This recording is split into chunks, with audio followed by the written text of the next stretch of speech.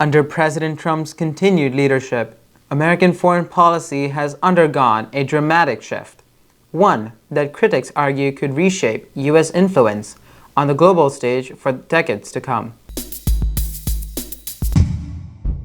At WUVA, we spoke with Miles Coleman, the assistant editor of Crystal Ball at UVA Center for Politics, and Ambassador Stephen Mull, Vice Provost for Global Affairs and a former U.S. ambassador to Poland, to analyze the impact of Trump's second-term foreign policy.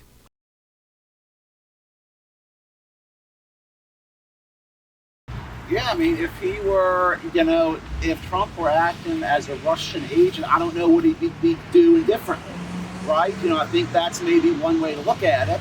But, I think also with Trump, you have to go back to, at his heart, he's a businessman, right?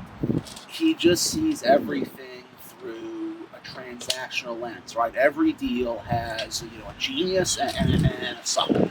He frames everything. Oh, well, these, our allies are really taking advantage of us, making us into kind of suckers. And, that's his view of the world. It's this transactional lens. It's not informed, he's not, these kind of high-minded ideals of, making the world safe for democracy or, this post-World War II order. That's not something that he can kind of appreciate.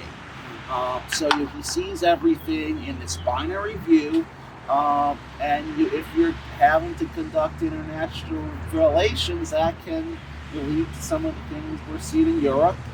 One of the rationales reportedly behind how he's treating Russia is he kind of wants to pry Russia away from China. So, okay, that might be interesting, but if that leaves Europe goes to China, do we really win there, right?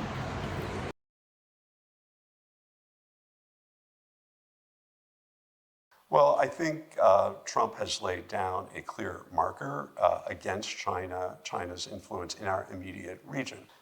So one of his earliest complaints about China was the influence that China has at either end of the Panama Canal, and has already, through intimidation of our friends in Panama, has arranged for the Chinese interests that controlled the ports at either end of the Panama Canal to sell them to an American company. So it's clear that he is standing up to China and trying to reduce Chinese influence in our immediate region. But you're right, with the virtual shutdown of more than 80% of the programs that USAID has run in Africa, in Asia, and in other parts of the developing world, that he is not interested in competing with China for influence. So there is a real prospect of China's influence will continue to grow.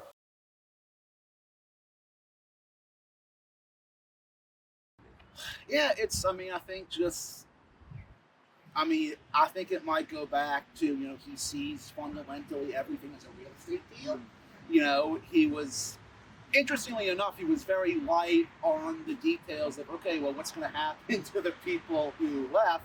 Oh, no, I think other countries will take them just fine, right? So it's, I think one of the themes of Trump as well is just, lots of these policies like that are just not thought through well. So I think there could be maybe one theme too, is there could be a lot of consequences here.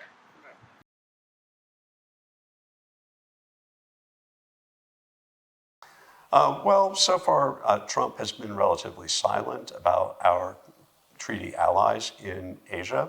We have a treaty, mutual security treaty with South Korea, with Japan, with Thailand, with the Philippines, and with Australia. And he's been relatively silent so far on where he sees the future of those relationships going. NATO, on the other hand, it's very clear, already it was in his first term, that he is not particularly fond of NATO. He thinks that the United States has been paying too much for European security. And he has a point. The Europeans are wealthy. They can afford to pay more for their defense. So if his campaign to withdraw the U.S. from, whether he withdraws or not, it hasn't been clear. He's, for example, in the past month has indicated that he would like to reduce the U.S. troop presence in Germany, but possibly increasing the U.S. troop presence in Poland or other countries more to the east. So it remains to be seen if NATO is going to survive. I hope it will, but the pressure that he's bringing to bear on our relations with Europe through the increase of tariffs, the assault on Greenland. Let's hope we don't seize it, but that could compel the Europeans to start standing up on their own without necessary support or involvement of the United States. With the world watching closely, U.S. foreign policy in Trump's second term continues to unfold, one that could redefine America's role on the global stage for generations to come. I am Sam Shibu, WUVA.